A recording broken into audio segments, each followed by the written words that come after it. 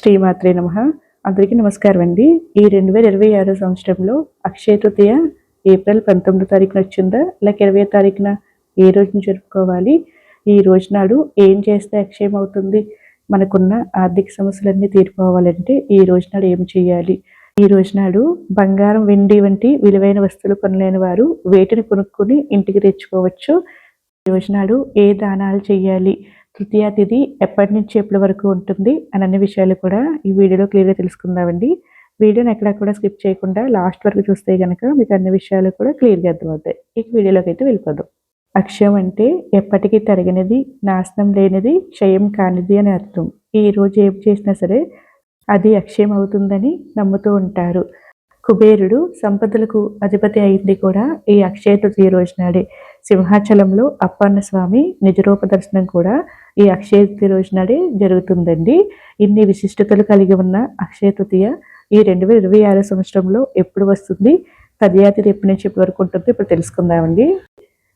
స్వస్తి శ్రీ చాంద్రమానేన శ్రీ పరాభనామ సంవత్సరం వసంత ఋతువు వైశాఖ మాసం.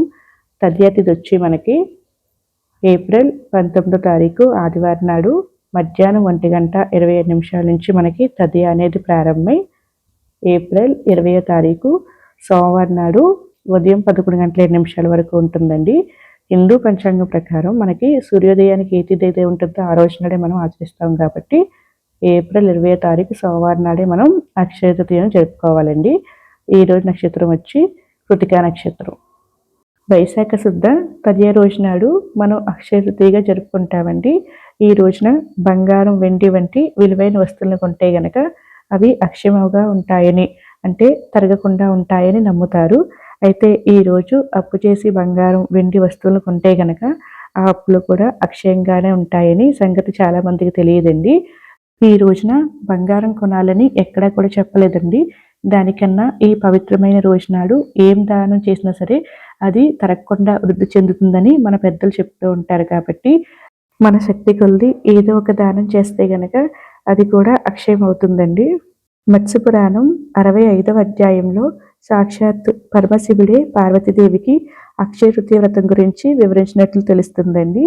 వైశాఖ శుద్ధ తదియ నాడు ఏ వ్రతమైనా, జపమైన, హోమమైన, దానాలైనా లేక ఏ పుణ్యకార్యమైనా సరే చేస్తే గనక దాని ఫలితం మనకు అక్షయం అవుతుందని వివరించారట. అలాగే పుణ్యకార్యాచరణ వల్ల వచ్చే ఫలితం ఎలా అయితే అక్షయం అవుతుందో పాప కార్యాచరణ వల్ల వచ్చే ఫలితం కూడా అలాగే అక్షయం అవుతుందని స్వయంగా పార్వతీదేవితో పరమేశ్వరుడు వివరించారని తెలుస్తుందండి. అంతేకాకుండా ఈ రోజు నాడు అక్షయుడైన విష్ణువు మహాలక్ష్మి ఆరాధన విశేషంగా జరుగుతుందని, కాబట్టి దీనికి అక్షయ తృతీయ అని పేరు వచ్చిందని చెప్తూ ఉంటారు.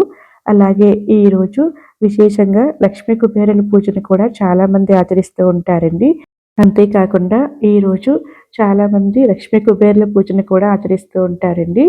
ఈ రోజు నుంచి మొదలుకొని 9 గురువారాలు కానీ, 9 శుక్రవారాలు కానీ, లేకపోతే విశేష పర్వదినాల్లో అంటే 9 పౌర్ణములు కానీ, 11 పౌర్ణములు కానీ విశేషంగా లక్ష్మీ కుబేరులను ఆరాధిస్తే గనక మనకున్న ఎటువంటి ఆర్థిక సమస్యలైనా సరే తొలగిపోయి అష్టైశ్వర్యాలు కలుగుతాయని పురాణాలు చెప్తున్నాయండి.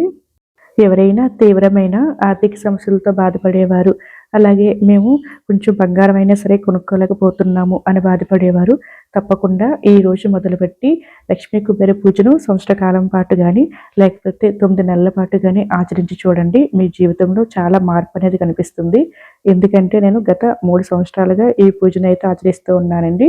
తప్పకుండా ప్రతి సంవత్సరం ఏదో ఒక వస్తువును మీరు కొంటూనే ఉంటారు. ఒక్కసారి ఆచరించి చూడండి, నమ్మకంతో మీకే తెలుస్తుంది దాని రిజల్ట్ అనేది. ఈ రోజున పూజను ఆచరించే శుభ సమయం వచ్చి తెల్లవారుజామున 4:15 నుంచి ఉదయం 7:35 లోపండి.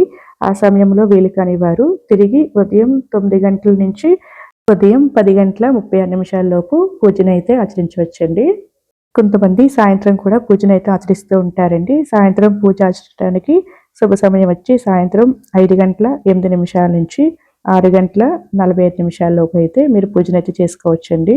ఈ అక్షయ తృతీయ రోజు నాడే బంగారం మొదటిసారిగా గండకీ నదిలోని శాలిగ్రామ గర్భం నుండి వైశాఖ శుద్ధ తదియ నాడే ఆవిర్భవించిందని, అందుకే ఈ రోజు నాడు అక్షయ తృతీయగా జరుపుకుంటారని మన పెద్దలు చెప్తూ ఉంటారండి.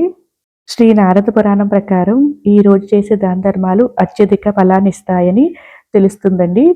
అక్షయ తృతీయ రోజు నాడు బాటసార్లు దాహాన్ని తీర్చి చలివేంద్రాలు ఏర్పాటు చేసి జలదానం చేస్తే గనక 1,000,000 రెట్లు పుణ్యఫలం లభిస్తుందటండి. స్వర్గంలో ఉన్న పితృదేవతలు సంతోషిస్తారు. అన్ని దానాల్లో కన్నా అన్నదానం శ్రేష్టమని మన పెద్దలు చెప్తూ ఉంటారు కదండి. అలాంటిది అక్షయ తృతీయ రోజు నాడు అన్నదానం చేస్తే కలిగే పుణ్య ఫలితం వెలకట్టలేదంటండి. అక్షయ తృతీయ రోజు నాడు ఛత్రదానం అంటే గొడుగును దానం చేసిన వారి వంశంలో ఎవరికి కూడా దారిద్ర బాధలు అనేవి ఉండవటండి. అలాగే ఈ రోజు నాడు వస్త్రదానం చేయడం వల్ల జీవితంలో అన్న వస్త్రాలకు లోటు ఉండదు. అక్షయ తృతీయ రోజు నాడు సాధారణంగా చేసే దాన ధర్మాలకే అక్షయ ఫలితాన్ని ఇస్తుంటే ఇక గంగా తీరంలో చేసే దానాది కార్యక్రమాలకు నారద మహర్షి ఇలా చెప్పారు.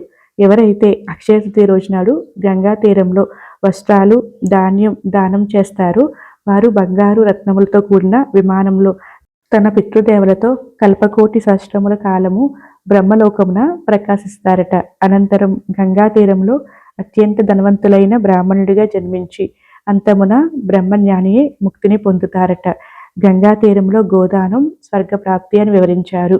అక్షయ తృతీయ రోజు నాడు గంగా తీరంలో గోదానం చేస్తే గో రోమ సంఖ్యలు ఎన్ని ఉన్నాయో అన్ని సంవత్సరాలు స్వర్గలోకంలో విరాజిల్లి తర్వాత భూమి మీద పుట్టి చక్కని విద్య ఐశ్వర్యాన్ని అనుభవించి అంతమున ముక్తిని పొందుతారని నారద పురాణంలో చెప్పబడింది. ఈ రోజునాడు తప్పకుండా బంగారం కొనాలని ఎక్కడా కూడా ఏ శాస్త్రంలో కూడా చెప్పలేదండి. దానికి బదులు లక్ష్మీ కుబేర పూజను ఆచరించవచ్చు. లేదంటే గనక మీకు అవసరమైన వస్తువులు ఏదైనా సరే అంటే నెయ్యి కానీ పసుపును కానీ చీపురును కానీ కొత్త మట్టి కుండను కానీ కళ్ళ ఉప్పును కానీ ఏదో ఒకటి మనం ఈ రోజు నాడు బంగారానికి బదులు ఇంటికి అయితే కొని తెచ్చుకోవచ్చండి. ఇవన్నీ కూడా లక్ష్మీప్రదమైన వస్తువులే. ఈ రోజు బంగారం కొనాలనుకునేవారు ఏ సమయంలో అయినా సరే కొనుక్కోవచ్చండి. ఈ రోజంతా మంచిదే కాబట్టి తదియాతిథి ఉన్న సమయంలో ఏ సమయంలో అయినా సరే కొనుక్కోవచ్చు. అలా కాదు మంచి ముహూర్తంలో కొనుక్కోవాలనుకుంటే మనకి 19వ తారీఖు ఆదివారం నాడు మనకి మధ్యాహ్నం 2 గంటల నుంచి 4 గంటల వరకు కూడా మనకి ఆ టైంలో అయితే కొనుక్కోవచ్చండి. సో ఇదేనండి వీడియో. నా వీడియో నచ్చితే కనుక ప్లీజ్ లైక్ చేయండి, షేర్ చేయండి, సబ్స్క్రైబ్ చేసుకోండి. మరొక మంచి వీడియోతో మళ్ళీ కలుద్దాం. సర్వే జన సుఖినో భవంతు. Thank you for watching.